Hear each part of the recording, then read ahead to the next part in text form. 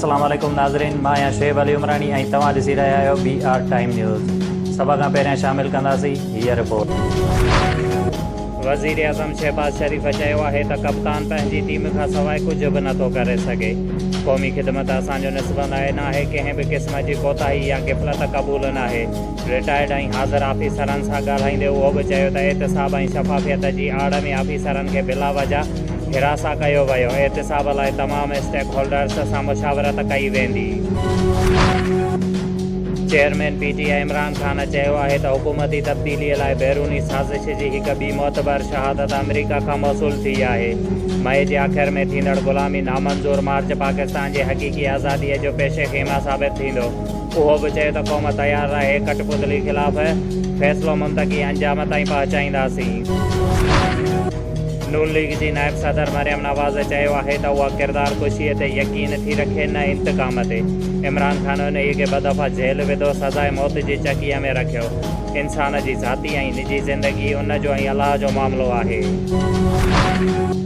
अॻूणो सदर पाकिस्तान आसिफ अली ज़रदारीअ जो ज़रदारी हाउस नवाबशाह में पीपल्स पार्टी अॻुवाणनि सां मुलाक़ात करे ख़िताब कंदे चयो त असां हक़ सच जी जंग खटी आहे, जेका ॾाढी ॾुखी हुई। मसरूफ़ियत सबबु अवां सां मिलण में देरि थी, इंशाअल्लाह पूरे पाकिस्तान में फतह थींदी। उन मौक़े ते अॻूणे सूबाई वज़ीर कानून ज़िया हुसैन लंजार, PP ज़िलई सदर अली अकबर जमाली, PP सिटी सदर ख़ान बहादुर भट्टी, PP अॻुवान आशिक़ हुसैन ज़रदारी ऐं ॿिया पिणु मौजूदु हुया।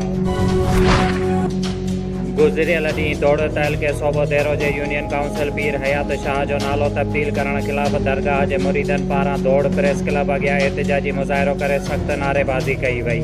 उन मौक़े ते मुज़ाहिरीन बख़्त अली वासवाण, शहबाज़ अली वासवाण, हसनैन वासवाण, रज़ा हुसैन वासवाण ऐं ॿियनि मीडिया सां ॻाल्हाईंदे चयो त सालनि खां क़ाइमु यूनियन काउंसिल पीर हयात शाह जो तब्दील करणु मज़मत जो बि अमल आहे।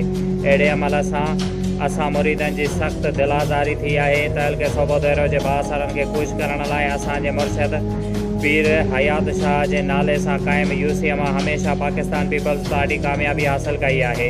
उन जे बावजूदि बि नालो तब्दील कयो वियो आहे, जेको नाबर्दाश्त जो बि अमल आहे। यूनियन काउंसिल पीर हयात शाह जो नालो बहाल कयो वञे, ॿी सूरत में एहतिजाज जो दाइरो वधायो वेंदो।